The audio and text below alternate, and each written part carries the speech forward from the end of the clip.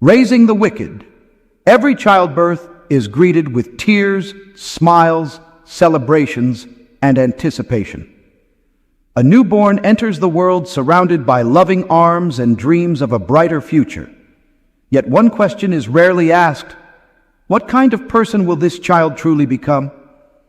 Scripture reveals that mankind enters a world corrupted by sin. Humanity inherits rebellion from the womb, and without righteous instruction, another generation will learn to walk along the same corrupt path. Parents prepare nurseries, buy clothing, plan education, and imagine careers, yet they neglect their greatest responsibility: teaching their children to fear Yahweh. His command is plain: "And these words which I command you today shall be in your heart. You shall teach them diligently to your children." Deuteronomy 6, verses 6 and 7. The commandments are not intended to be an occasional household discussion. They are to govern every conversation, discipline, decisions, and daily conduct.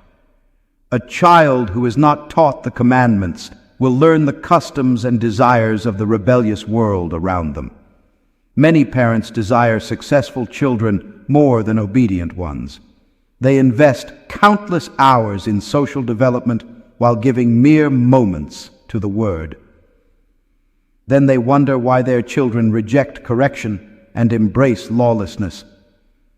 The fear of Yahweh is the beginning of knowledge, but fools despise wisdom and instruction. Proverbs 1, verse 7. Intelligence without obedience to righteousness only produces educated sinners. Knowledge without the fear of Yahweh just gives rebellion more tools to work with. Wickedness is first cultivated in the home.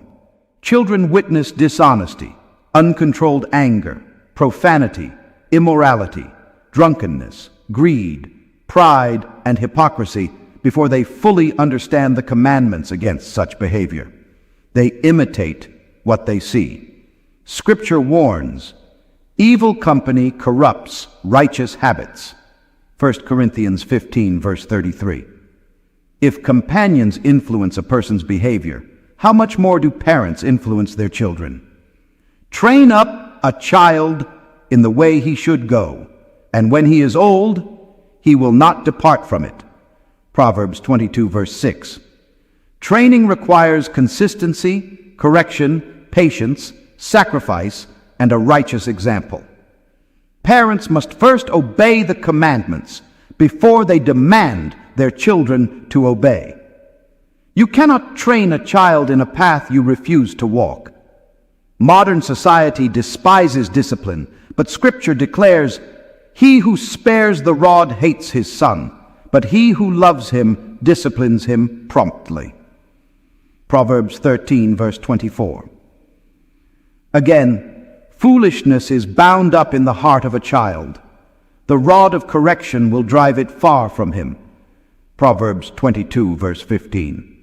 Righteous discipline restrains sinful conduct before it matures into destructive character. Do not deceive yourself into believing children naturally grow toward righteousness. The heart is deceitful above all things and desperately wicked. Who can know it? Jeremiah 17, verse 9. An uncorrected sinful heart does not become righteous with age. It hardens and learns to justify its rebellion. Many who call themselves believers have surrendered their children to teachers who neither fear nor obey Yahweh. Yeshua warned, "Whoever causes one of these little ones who believe in me to sin, it would be better for him if a millstone were hung around his neck and he were drowned in the depth of the sea." Matthew 18, verse 6. Parents are not exempt from this warning. Those who teach rebellion by word or example bear responsibility for the direction in which they lead their children. The order of Yahweh has not changed. Parents must know His word, obey His commandments, teach them diligently, correct disobedience, and live as examples worthy of imitation. Therefore, the greatest inheritance is not wealth, property, education, or social influence. It is the knowledge of the commandments of Yahweh lived before your children. The question is not whether your child will become successful in this world. The question is whether you are preparing a servant of righteousness or raising another instrument of wickedness. Every compromised standard, every ignored correction, neglected commandment, and hypocritical example contributes to another generation of wickedness. Nations are formed through households, and households train children to become citizens. When parents reject the commandments, they multiply that rebellion into the generations that follow. Every child entrusted to parents carries a serious responsibility before the Almighty. That child is not merely being raised for adulthood. That child is being prepared to stand before the righteous judge of all the earth. Tears at birth mean nothing if they are followed by years of rebellion and hypocrisy.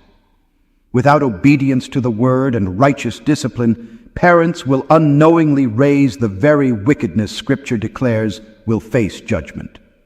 Before you condemn the wickedness of this generation, examine those who trained it.